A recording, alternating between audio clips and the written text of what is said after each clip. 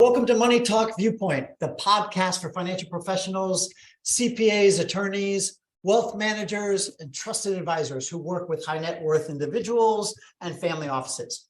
My name is Stuart Cruz. I'm founder of Cruz Asset Management, and I'm a TED speaker, and I have a book coming out called License to Steal: How to Turn Wall Street Greed into Your Gain. I'll be your host today on Money Talk Viewpoint.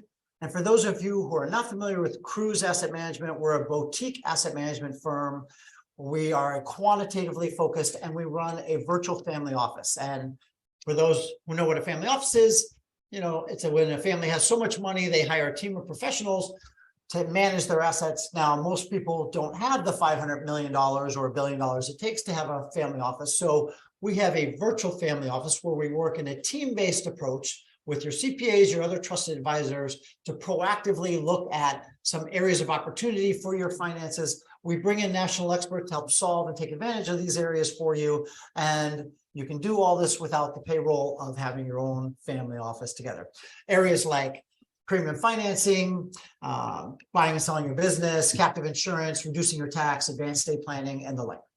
If you want to know how a virtual family office might be leveraged for you, let me know and reach out to me on the information you see below. Okay, so enough about me. We're not here to listen about me. We're going to have a great show for you today. And it's all about a very topical piece of topic, not to be redundant, but we're looking at what are the impacts of sustainable energy. What are the impacts of renewable energy? And our guest today, Brian Jones, who's managing partner of Windmill Capital Management, is focused on creating a positive global impact with clean and renewable energy. Brian is a former tax accountant, investment banker, and CFO of a public company. Brian, welcome to Money Talk Viewpoint. Thank you, Stuart. I appreciate the time and opportunity to share our views on the marketplace. Yeah, I'm looking forward to this. I'm excited. I hear from a lot of my clients and people in the industry about this type of investing. And really what we hear about, and I'm curious about your take, is we hear about ESG investing, environment, social governance. We hear that term more in the media. Tell me how it relates to impact investing, or just tell me what impact investing is. So impact investing often gets associated with and sometimes confused with ESG. ESG really is a measurement tool that's used to evaluate investments in several non-financial aspects, as you mentioned, the environmental, the social, and the governance. And typically, ESG is associated with publicly traded securities, at debt or equity securities. More often, sustainable investing or impact investing is associated with private investments where there are specific outcomes, impact outcomes, typically environmental or social outcomes that are expected from those investments. And it really is a timely topic and an exciting topic. The impact investing market, it really is experiencing a whole confluence of changes that are really exciting for investors and really exciting for us. So it's always interesting to talk to folks about how their own journey toward impact investing and where it fits within their overall family strategy. It's also thought of in terms of value-based investing, where particularly high net worth individuals and family offices can, quote unquote, invest their values. Like I said, there's a lot of changes happening in impact investing, which are very exciting for the space, and I think will are going to, as a result, we're going to see a lot more interest and capital flowing in towards impact-oriented investments. Yeah, absolutely. Now, I know from a standpoint of my firm, where we do a lot of work, obviously, with public companies, but you made a big distinction that impact investing tends to be more private equity focused, or maybe it's debt as well. And a lot of our clients that might be portfolios of $2 to $10 million, they don't necessarily have access to some of these opportunities that, let's say, a family office might have access to. So can you tell me a little bit more about like why you think it's growing in such popularity in that space? And maybe it's growing, in the high net worth space too, but talk a little bit more about, that focal point. Well, I think overall there's greater awareness. As you said, ESG has become a huge vehicle around which capital has been raised. ESG has its own sort of issues, lack of definitions, lack of measurement, and things like that. But I think the trend overall is towards greater awareness of the types of investments that we're making beyond the financial outcomes. And so that, for the average investor, the Main Street investor, if you will, there's still plenty of opportunities to invest in impact. There's impact comes in a whole bunch of different forms. There's microfinance, there's investments around education, there's investments around workforce housing, those types of things that are all accessible to most investors through their financial advisors. But again, they tend to be more private structures that they have. Our own focus within impact is renewable energy, and our fund is oriented towards higher net worth individuals, family offices, foundations, endowments, et cetera. But there are more and more opportunities for investors of all types and capacities to invest in impact. And I think that one of the best things that we're seeing out of impact investing is managers have better ability to measure and report on that impact. And I think that that's an important it's an important aspect that the adage is, that nothing's important unless you measure it. The measuring what that impact is and being able to report to investors exactly, whether that's in terms of greenhouse gases eliminated, carbon dioxide emissions reduced, jobs created, education, educational outcomes, low-income community outcomes, all of those different things can be more accurately measured, meaningfully measured, and reported to investors. And I think that's in addition to greater awareness is, are two of the leading factors in why this is becoming more commonplace, more popular.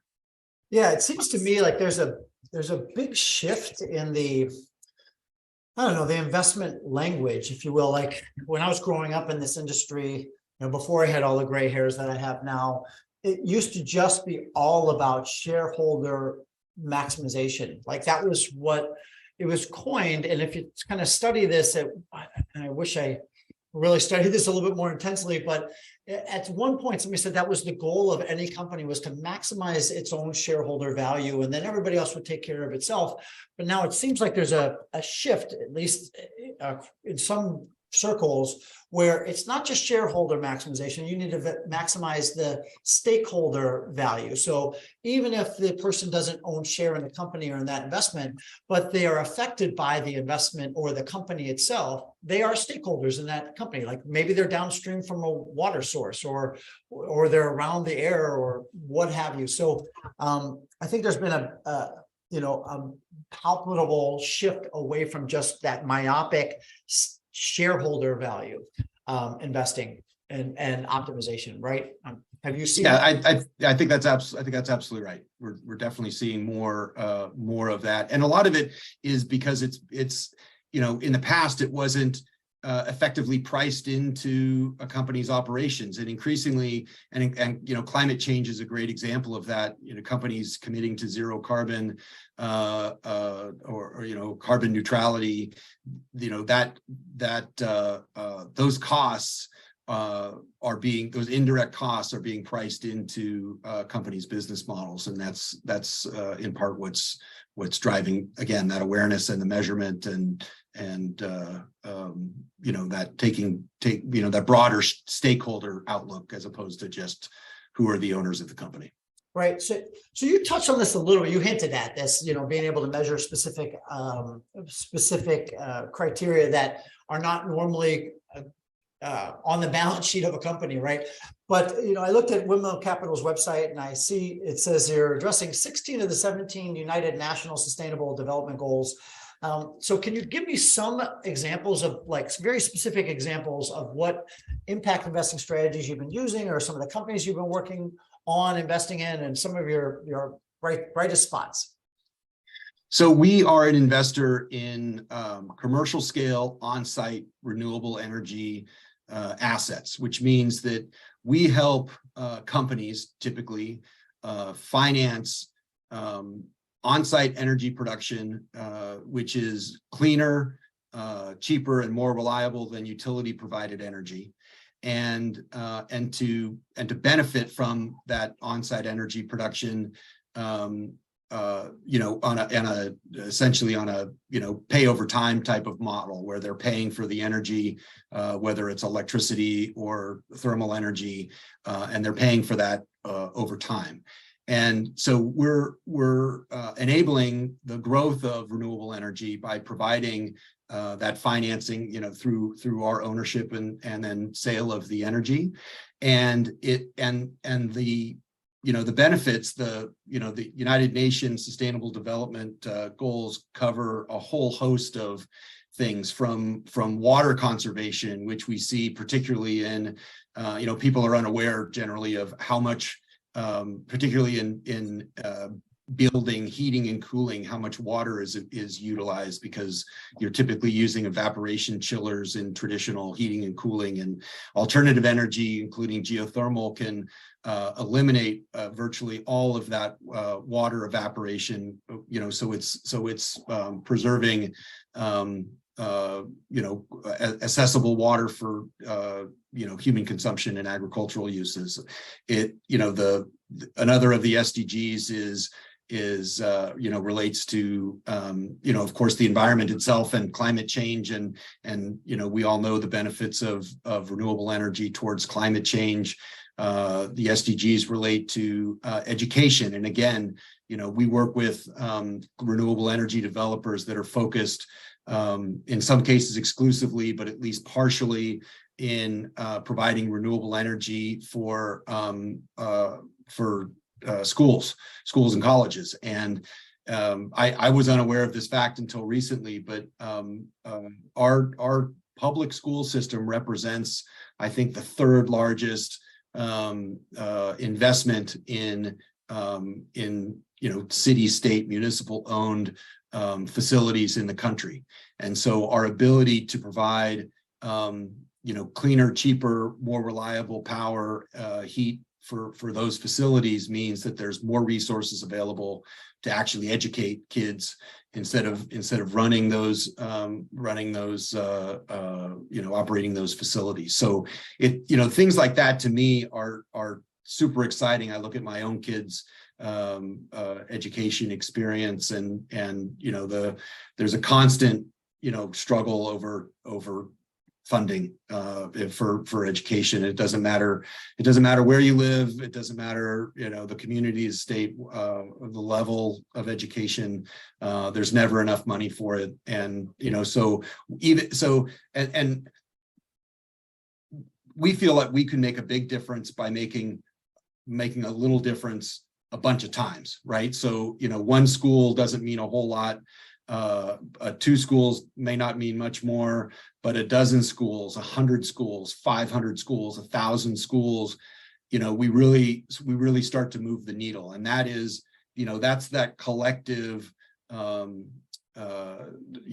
collectively to make to create a substantial impact. And And it's things like that to me are really, really exciting, and it's gratifying to work with folks that are that have dedicated their careers 30, 40 years to these types of things that are now just now getting more attention in the marketplace, more recognition for what they are, and overall it's just important to remember that climate change affects lower income households, communities, and countries more than it does wealthier communities. So, virtually everything we do on impact has a beneficial, a beneficial effect for even if it's indirect, for low income communities.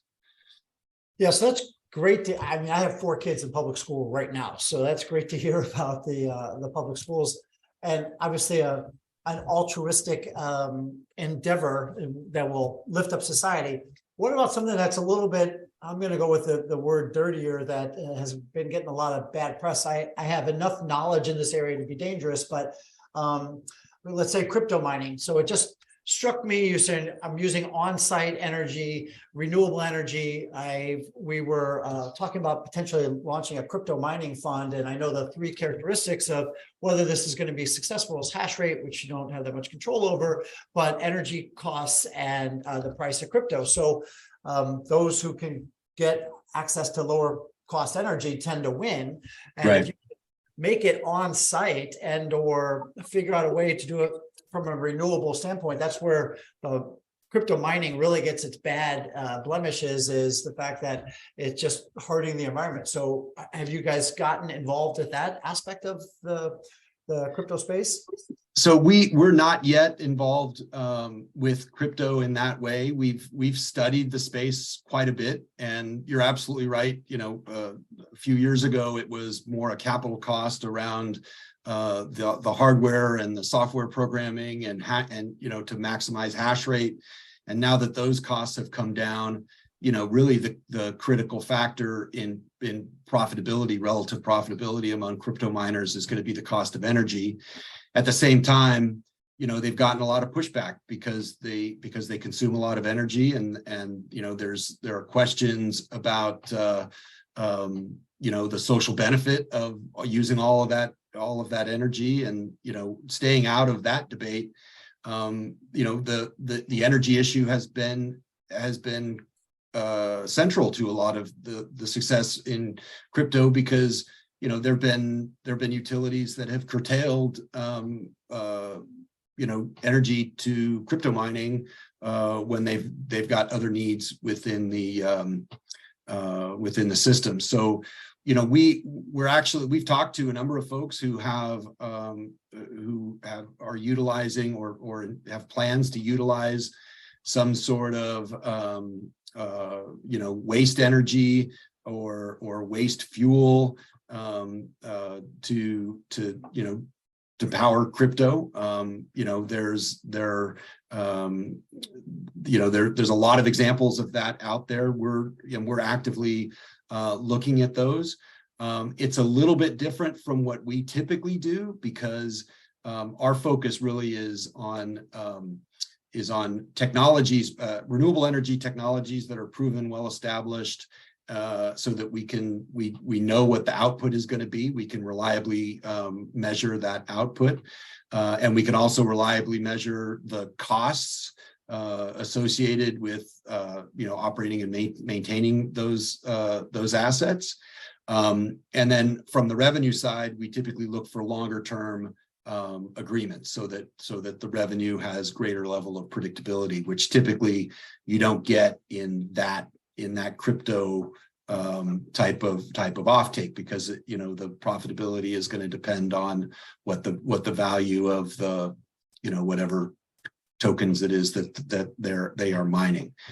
Having said that, there are a lot of opportunities. There's a lot of creative folks, and there's a lot of money to be made in that type of business, and so we're going to see more and more of those types of opportunities, coming out, where they're using some alternative energy source, either completely renewable or partially renewable, to reduce their reduce their operating costs and increase profitability. Yeah, I've seen on the crypto side, as you mentioned, I've seen people like use off-grid energy where instead of just flaring the natural gas that's coming out of oil wells, they were trying to tap into that and use Mhm. energy, reduce the cost considerably, as opposed to just wasting and flaring the gas. But that kind of brings me up to a question. So how do you decide where you guys are gonna go? Does Windmill Capital have a mandate on particular companies that you want to invest in, or what's your criteria on where you're going with your next dollar and your next kind of project to make a big impact on the globe? So we look for a few things, like any hard asset owner. We're looking at particular markets and geographies. We have a global mandate, but typically our investments focus in North America, the Caribbean, the UK, the EU, and certain other markets. But that's generally where we get the most stability. And again, we're investing around that stability. We're not an opportunity fund. We're not a venture fund. It's a hard asset, real asset fund, hard asset fund. So that's sort of the first point. The second point is something that we know is going to be sustainable. The assets that we're buying are 20, 30, 40, and in some case 50-year assets. So something that we know is going to perform reliably over that holding period, or over that life cycle, is sort of the next criteria. The next is the management team. I mean, we're working with developers, and typically those developers are we contract to operate the assets once we own them. Some renewable energy technologies don't require a whole lot of operating expertise. Things like solar, where the O&M is relatively straightforward, is sort of one end of the scale. The other end of the scale would be some sort of a waste to fuel or waste to energy, where you actually have employees full-time on site. So the ability of that management team, the proven experience of that management team to knowledgeably develop and operate the assets is sort of the next. And then I would say the last and perhaps most important is scale. The one-off investments in renewable energy could have value, but we find real value creation in scale. So the ability to, as I mentioned, schools, owning on-site energy production in schools has some value, with a handful of assets, but there's real value in ownership of 100 assets or 200 assets. And so the ability of our operating partners to scale, to manage their growth, is an very important consideration for us. We think that there's not only is the scale drive impact, which is important, but we think that there's also opportunity for step change in value from aggregating portfolios of assets at scale. Yeah, you would have to have scale to have an impact, right? I mean, it's kind of there's no question. There's no question. And we around that, we also say that when we look at the landscape of renewable energy technologies, that innovation is nothing without scale, right? If you can't deploy your innovation at scale, the value of that innovation is far less. So we have to be able to deploy at scale, and by the way, I mean, we're not making this up, right? A lot of the things that I'm saying are the same things that we're hearing out of the Department of Energy and other folks in this space, right? I mean, we just happen to agree that that's the right way to operate. Sure. So you mentioned something to me that didn't really click with me before. You said you're a hard asset fund. So then immediately in my head, as an asset allocator, started spinning in risk management. right now we're in an inflationary environment. I think it's going to be relatively persistent. But let's just say Powell gets his handle on it, and we do bring inflation down to some extent. Or the opposite could be true. We could return back to the 70s and 80s. We've seen a lot of global stimulus, and it may be more persistent than we think. When I think of hard asset funds, that I think of something that has a inflation hedge, if you will. Can you talk to me about the correlation between like where your fund would be, the profitability of your strategies versus an inflationary environment? Yeah, so typically our even though we have the assets that we own have long-term agreements for the sale of power, there is some sort of growth in that contract. Either part of the contract resets to market levels, or for prices of electricity, or there are fixed annual steps in the price. So we see we typically look for growing income streams, growing revenue streams, so that we can, to the extent that we have increases in our operating costs, we're able to offset that in order to continue to provide a high level of distributable cash flow. But I agree that the hard assets certainly have that inflation protection embedded in their value. The assets become more expensive to build, more expensive to replace, which means that the existing inventory of assets should also appreciate in value in a like kind. So we do think that there is an inflation protection that's built in, again, both on the asset side, capital side, and on the income side, cash flow side. So thank you for that. In looking at your website, something struck me, and I always get the question about ESG investing, and I know you said they're not the same, but from a public standpoint, that's what we're looking at. You said this was much more private. You had a phrase in there that was beyond profits, and we touched on this a little bit, but can you tell me a little bit more about your investment thesis for renewable energy and the profitability within that space? Because at the end of the day, when people are putting money at something, ultimately they want to see the return. So they want there to be some sort of viable, not just an altruistic donation to, make you get so much resistance.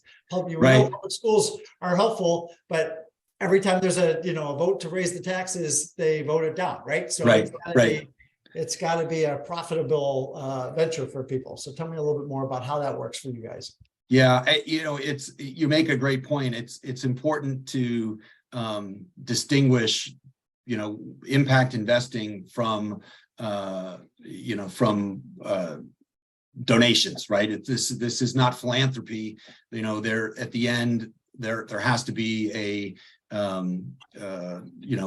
viable and reliable economic benefit to the investments. And I think one of the things that's made impact investing more popular, in addition to the social elements, are that there are fewer and fewer trade-offs between the social impact, the impact benefit, and the economic return.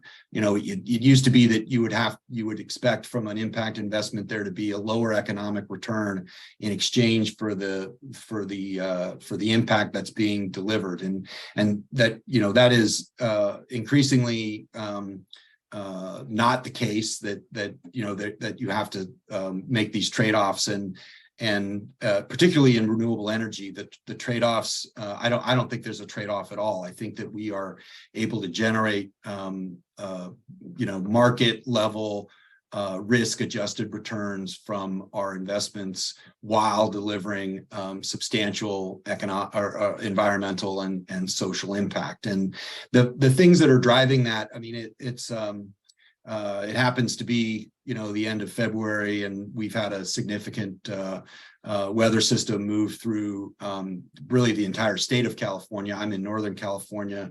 The power at my home has been out for the last 48 hours, and which would not be that great of an inconvenience, but the kids are also out of school this week for President's Week. So, it's sort of it's a little bit of a double whammy. I'm lucky that my office, which is not far away, we have power here, but we've been without power because of a down power line at my home for I was going to ask you if you're on a renewable energy bicycle that was powered. So yeah, your camera and your computer.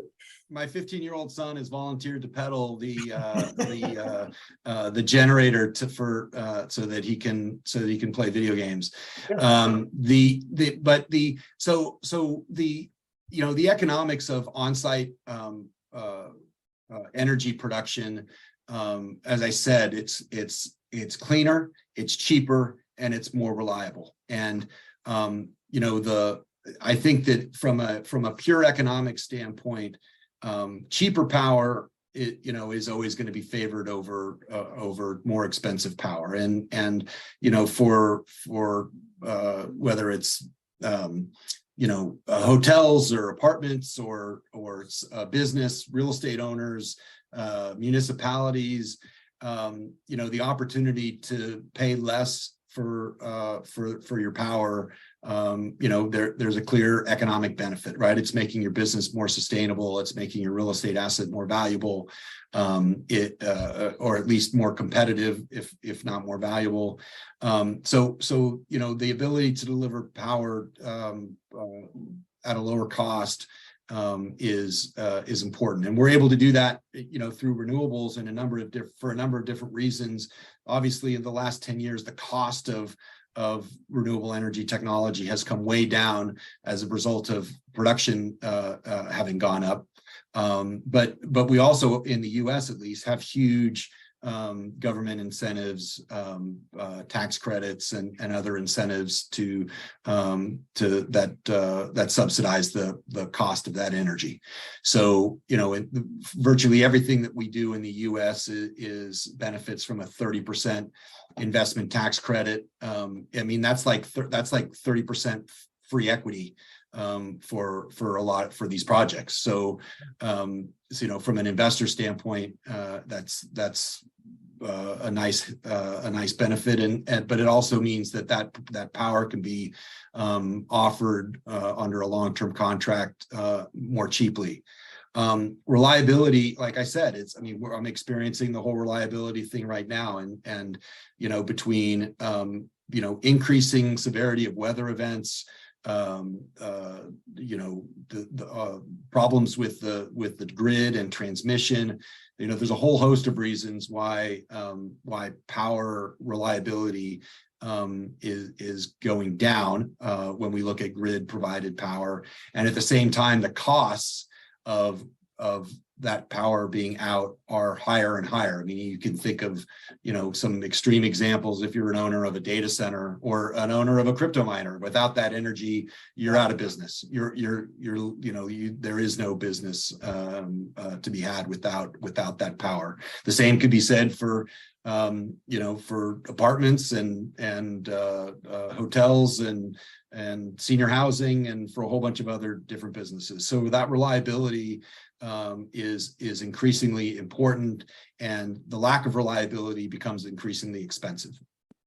And so when you add those two together, the thesis around why people want to utilize on-site energy is clear, but then you also add in the fact that it's cleaner. Depending on the type of technology we're using, it could be up to 80% cleaner than utility provided power, and that is that's an important impact element. I personally believe that climate change is the greatest risk that we face today. It is and that it's something that needs to be addressed. but importantly, we have solutions. We have solutions today that, if they're deployed in scale, we can address the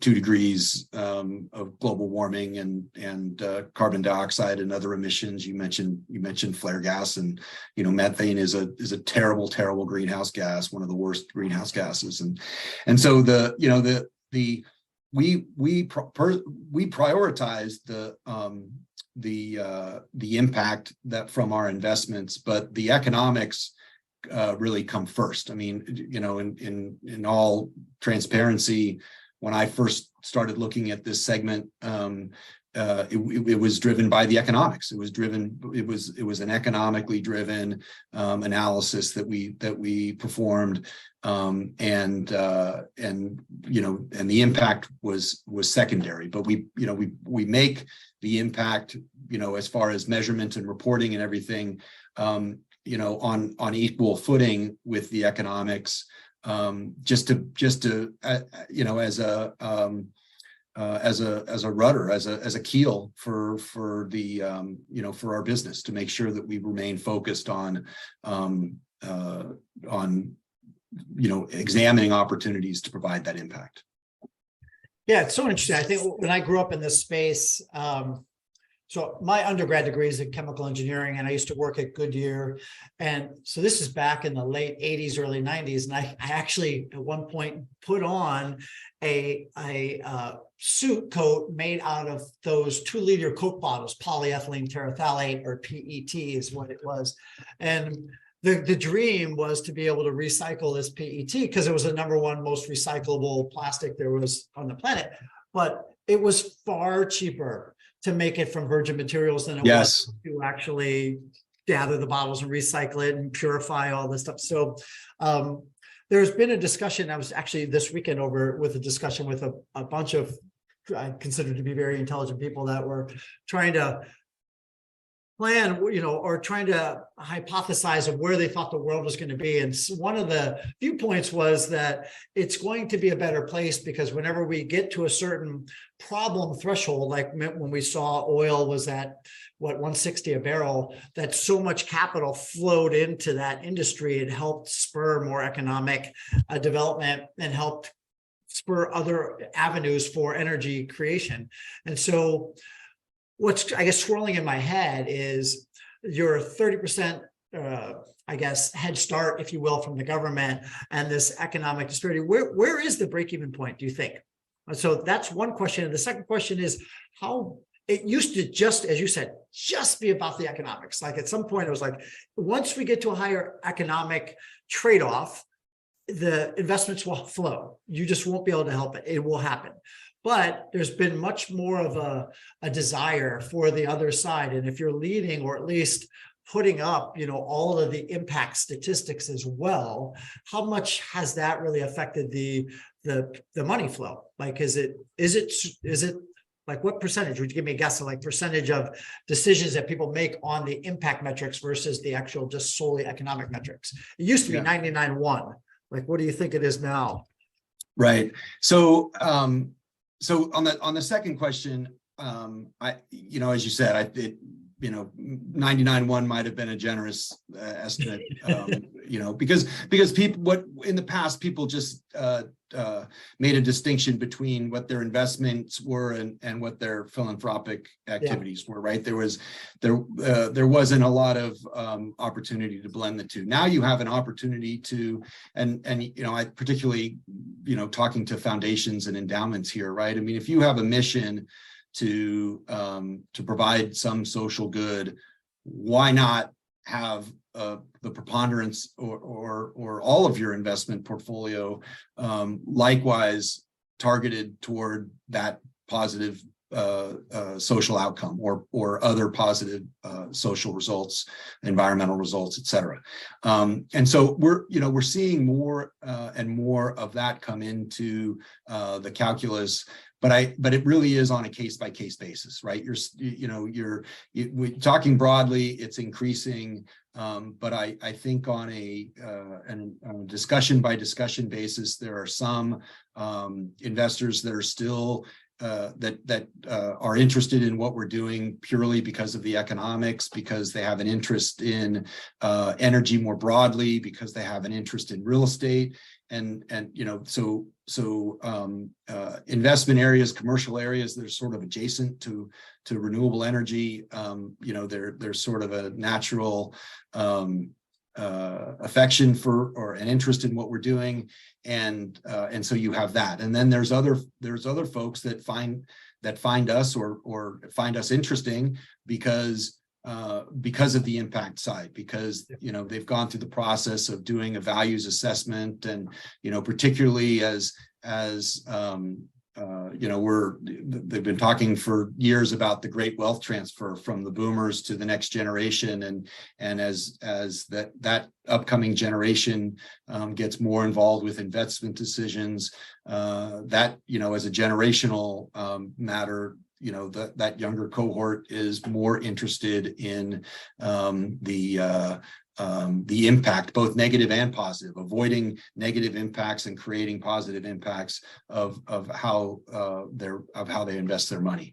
So there, it's always evolving. It's different for every discussion, but as a general rule, it's definitely increasing in how investors look at what we do.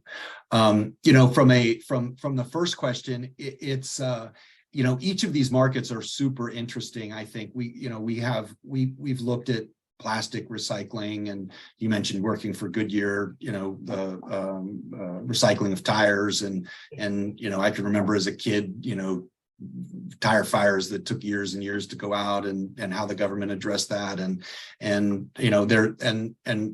have been little publicized programs or long forgotten programs perhaps that have incentivized greater recycling of certain materials, tires, right? The core charges and things like that, and they've done the same thing with computers, right? Where they're charging a recycling fee, they're building that into the price. Plastics are likely going to see some other mechanism where there's actually an economic cost that's tied to plastic pollution, or plastic waste that's gonna prompt greater recycling of those materials, and perhaps put recycling economically on the same footing as virgin materials. We're going to see the same thing, I believe, in water, where water is going to be increasingly scarce, and there's going to be a way to trade water conservation the same way we can trade carbon credits today, either voluntary or involuntary. And then, of course, in the renewable energy markets, it's interesting. The 30% has been in play for solar and wind power for quite some time. Certain other technologies as well benefited, perhaps to a lesser extent. But what the Inflation Reduction Act did was that it allowed virtually all renewable energy technologies to take advantage of that 30%. So it broadened the usage of the credit, and at the same time, it extended the credit for a longer period. So it increased the access to the credit, and then it gave greater visibility around the credit, because typically these credits aren't used by the people who have who've developed the project or own the project in the long term. They're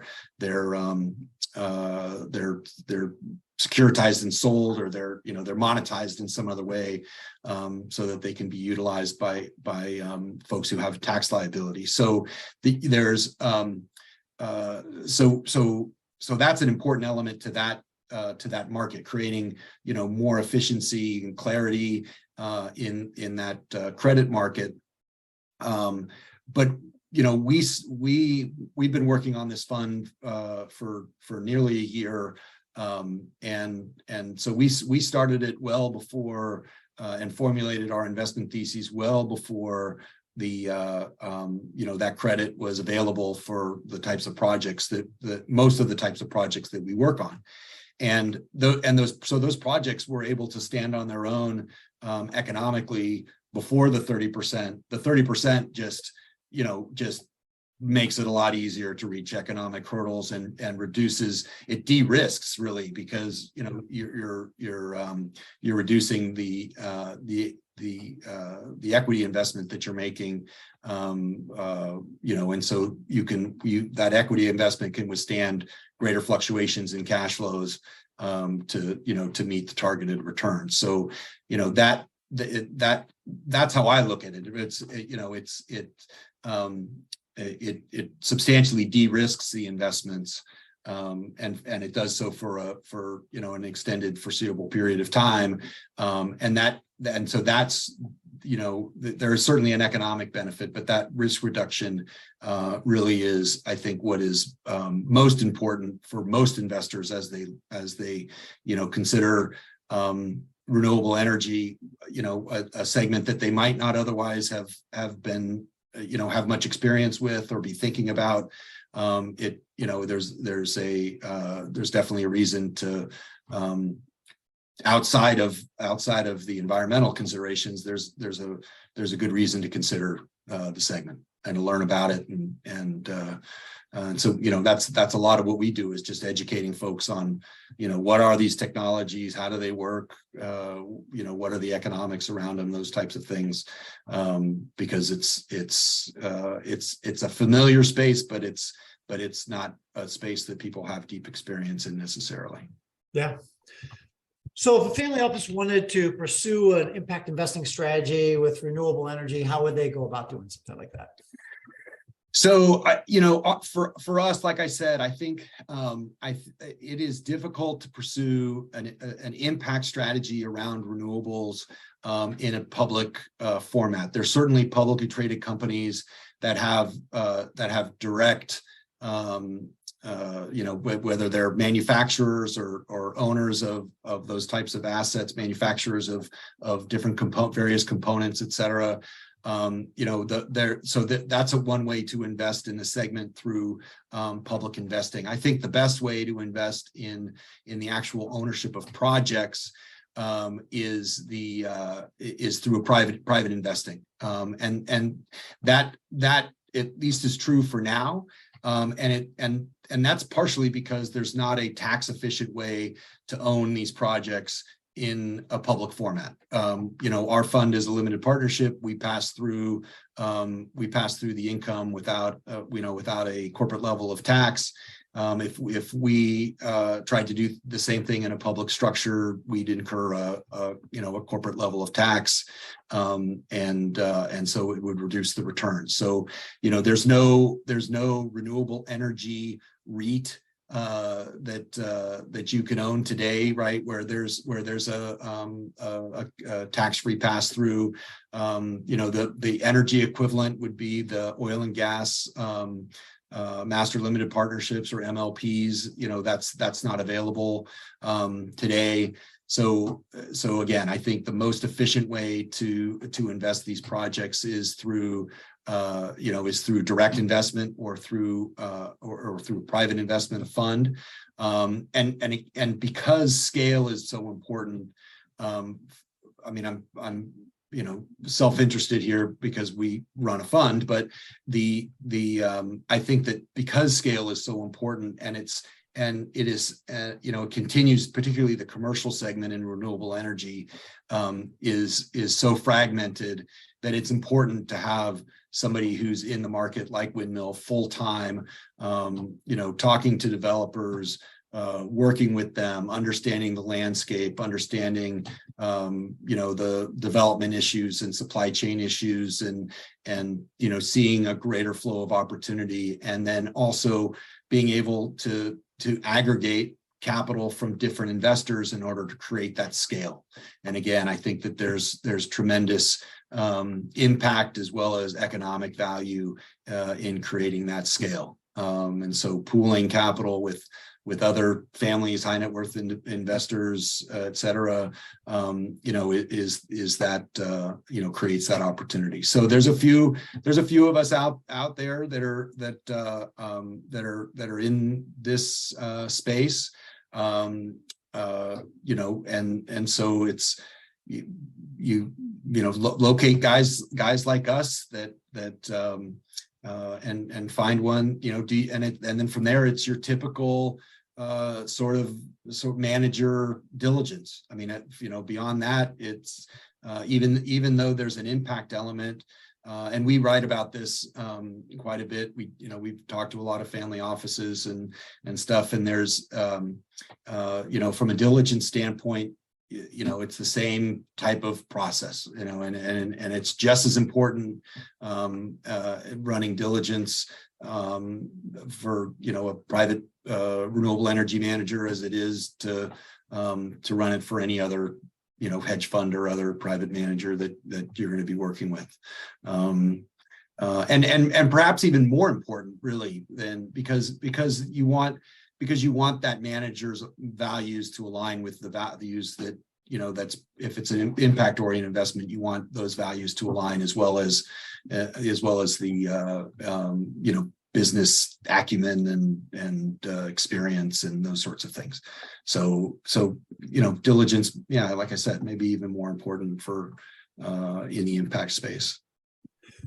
You did leave off of one benefit that's glaring for me as an asset allocator. You mentioned REITs. I had started a REIT of golf courses once in the late 90s and imploded upon itself. But if you look at the history of REITs, the whole point was underlying real estate tends to not move in conjunction or lockstep with the stock market or with the bond market. But so the correlations for real estate, 20, 30%. But now publicly traded REITs will often trade in the 80 to 90% with the public markets, even though the underlying real estate's not correlated at all.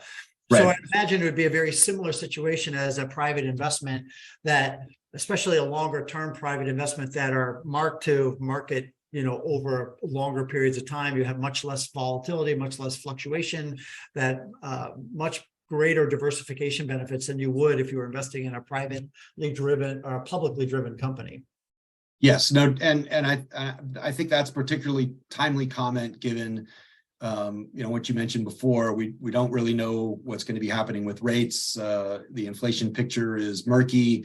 Global geopolitical environment is complicated. All of which is headwinds for the public markets, and whereas in the private markets we're the circumstances on the ground are quite different. Yeah, exactly right.